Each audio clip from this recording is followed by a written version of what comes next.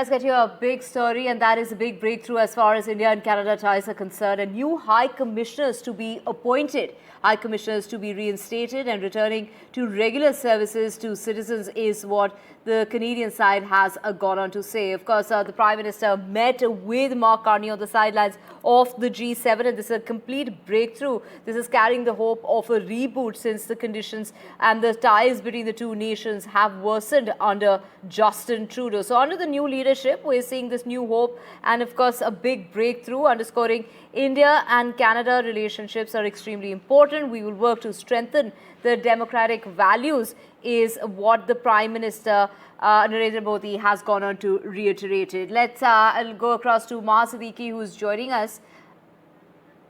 Let's first listen into what Mark Carney had to say about meeting with Prime Minister Modi. The position India plays in a host of venues from G20 and beyond. So, as chair of the G7, hosting the Prime Minister in that context is entirely natural, entirely consistent. I fully expect the Prime Minister of India will be in attendance at the G7 next year, for example, in France. First thing. Secondly, in terms of the bilateral relationship, which is your question, I think the meeting today was important, but I would describe it as foundational, as a necessary first step, an exchange of views, frank, open exchange of views around law enforcement, transnational repression as two examples, an agreement to provide the necessary foundations to begin to rebuild a relationship based on mutual respect, sovereignty, trust. And that begins with what was agreed, you asked for concrete, which is that we will move to appoint high commissioners again. And let me just finish by putting that in context, which is there are very deep ties of people and businesses between Canada and India. It's well known. It's part of your point about where the relationship could go. And they are not served at present by consular services, in effect, certainly by high commissioners. And it's necessary to have that level of service as a basis on which to build out, again, in the context of respect for sovereignty, and to begin to realize the potential of the relationship, and we will, we're both committed to work towards that. But there's a lot of work that will need to be done. Okay, so thank you very much. I'm going to close. I'm going to make one final comment, if I may. Just this is an ad lib to the question you didn't ask. What was it like in the room? I'll just say this, having been at a number of summits, G7, G20 summits, just to give a bit of a flavor. The advantage of particularly the G7 is that there are only, oddly, 9 people in the room because of the 2 extra not extra Europeans, the right amount of Europeans, but there's 2 other Europeans. And so a big breakthrough when it comes to two relationships, and what does this really mean for India looking forward? We have Maha Siddiqui joining us from Canada to break it down for us. Maha, over to you. The dark clouds of the conflict escalation in West Asia hovered over the G7 summit in Kananaskis in Canada.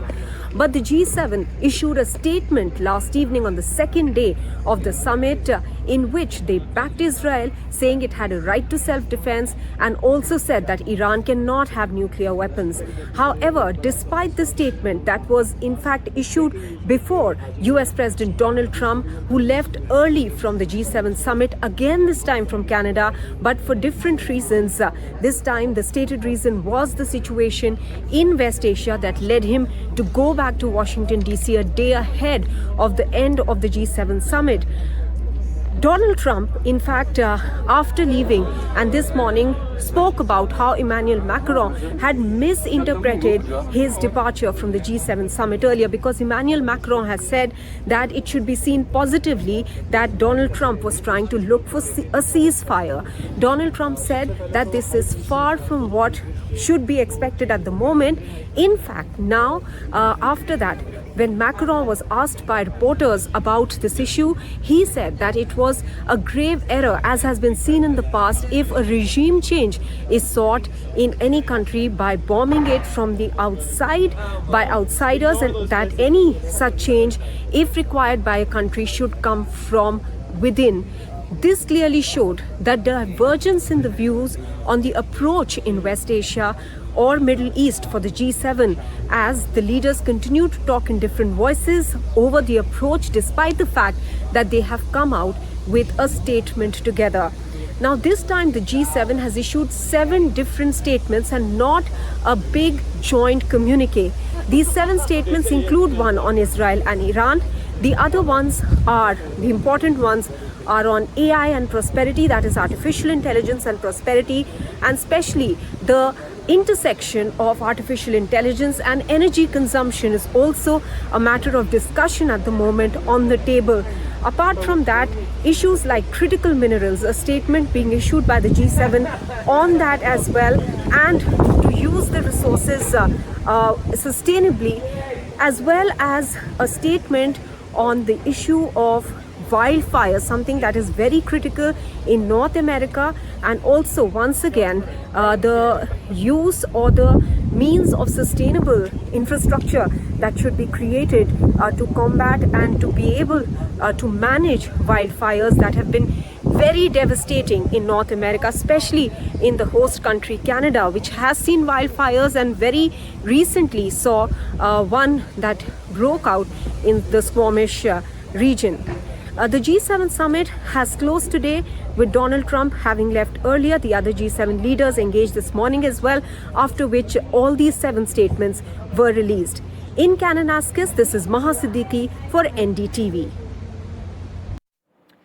Right, Maha, stay with us. Of course, let's just also talk about that bilateral meeting that's taken place on the sidelines of the G7 between Prime Minister Modi and his counterpart Mark Carney. Well, their bilateral meet carries the hope of a reboot, and this is in connection with the ties. Of course, we did see, an all-time low under Justin Trudeau, but, this is, of course, something that both sides have agreed upon, talking about how together they can strengthen democracy. Let's listen into what Vikram Mishri had to say.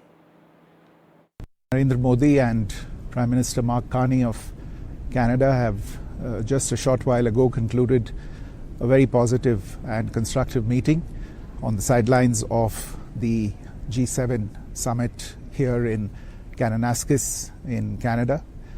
The meeting discussed the importance of the India-Canada relationship, which is based on shared values, democracy and the rule of law, people-to-people contact, and many other commonalities.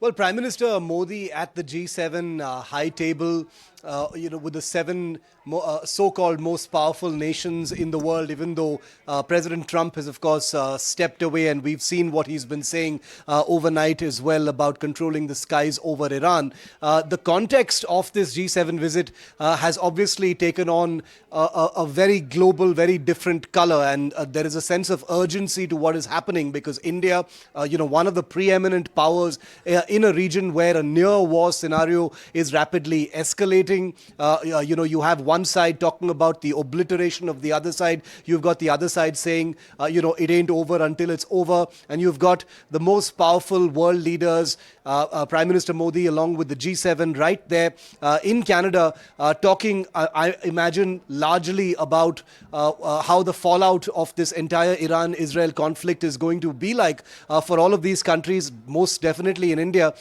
is an extremely important forum. It goes beyond just the G7. And remember that the Prime Minister's arrival in Canada, the welcome there at the G7 is an important one, because all of these countries see India as not just a regional power, but an unignorable element in the international order, especially in the context of a world that's become exceedingly more dangerous in the last few weeks. The Iran-Israel conflict has repercussions for the rest of the world, normalizing things, especially a couple of days after Prime Minister Modi had in Cyprus said, something that he has said many times since the beginning of the Ukraine war, that this is an era of peace, not an era of war, is something that should reverberate out of Canada to the rest of the world. Whether it has an impact on Iran and Israel is unlikely at this point of time. These are two countries looking to really settle everything once and for all with each other. So at this time, with President Trump, who obviously left before the Prime Minister arrived, saying that he had a sideways jibe at President Macron of France, saying, he talked about me leaving because of some ceasefire. That just shows how wrong he is. I think all of this makes it very important as far as the global G7 recognition on India's preeminent position as a peacemaker and a peace preserver in the region. So this is not just an observer status or a special invitee status at the G7. Modi at the G7 is very important to what's happening in one of the most dangerous places in the world right now.